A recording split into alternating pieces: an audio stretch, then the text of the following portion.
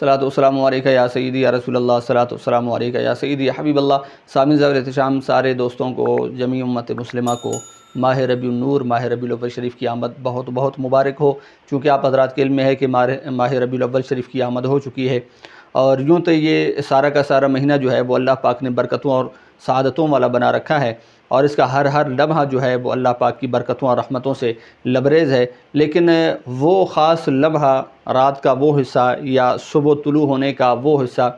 جس وقت سرکار رسالت مآب صلی اللہ علیہ وسلم، تاجدار مدینہ، راحت قلب و سینہ، فیض گنجینہ، جناب محمد رسول اللہ صلی اللہ تعالیٰ علیہ وآلہ وسلم کی ولادت باسعادت و باکرامت ہوئی، اس لمحہ کی اگر شان اور فضیلت دیکھیے تو انتہا درجے کے اقوال مفسرین نے اور اقوال شارحین نے جو ہے وہ ارشاد فرمائے ہیں۔ جیسا کہ شیخ عبدالحق محدث دہلوی رحمۃ اللہ تعالیٰ علیہ متوفہ 1052 ہجری، اگر آپ کے فرمودات عالیہ کو دیکھا جائے تو آپ فرماتے ہیں کہ شب ولادت جو حضور علیہ السلام کی ہے وہ شب قدر سے کئی گنا افضل و اعلیٰ ہے۔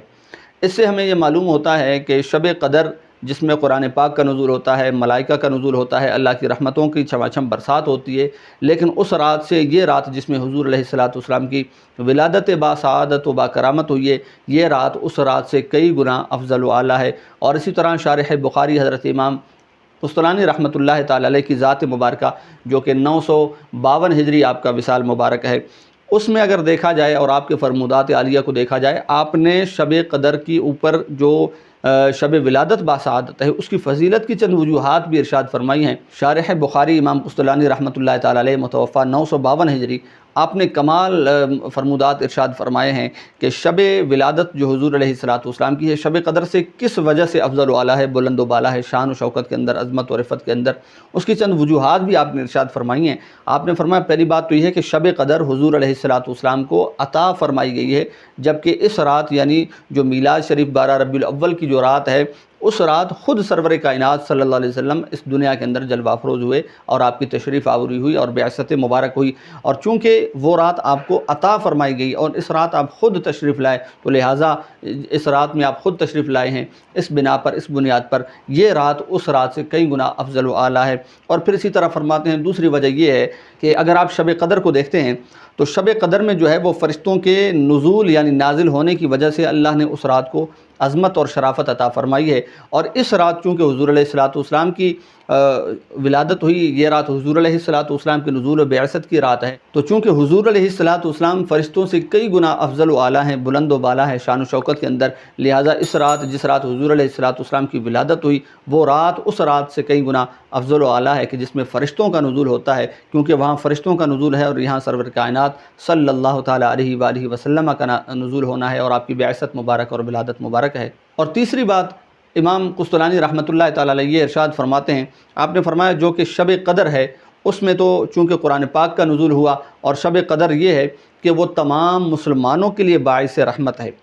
جو شب قدر ہے وہ تمام مسلمانوں کے لیے، جو کلمہ گو ہیں، مسلمان ہیں، وہ ان کے لیے جو ہے باعث رحمت و شفقت ہے، جبکہ حضور علیہ السلام کی ذات بابرکات جو ہے جب آپ کی ولادت ہوئی، آپ صرف مسلمانوں کے لیے، اپنے ماننے والوں کے لیے، اپنے کلمہ گو حضرات کے لیے باعث رحمت نہیں بلکہ ساری کائنات کے لیے آپ کو رحمت للعالمین بنا کر مبعوث فرمایا گیا۔ اس بنا پر اس رات کی فضیلت اور قدر اور شان و شوکت جو ہے وہ شب قدر سے کئی گنا افضل و اعلیٰ اور بلند و بالا ہے۔ اس اعتبار سے دیکھا جائے تو اس ماہ مقدس کی تعظیم رمضان شریف سے بھی بڑھ کر کرنی چاہیے، اس ماہ مقدس کے اندر صدقہ و خیرات رمضان شریف سے بھی بڑھ کر کرنے چاہیے، اور جس طرح عبادات رمضان شریف میں ادا کی جاتی ہیں، اللہ پاک اس ماہ مقدس کے اندر توفیق عطا فرمائے کہ اس ماہ مبارک میں رمضان شریف سے بھی بڑھ کر عبادات کرنی چاہیے، قرآن پاک کی تلاوت بھی کرنی چاہیے، ذکر و اذکار بھی کرنے چاہیے، درود شریف بھی پڑھنے چاہیے، اور پھر اسی طرح بالخصوص 12 ربیع الاول شریف کی رات کو بھی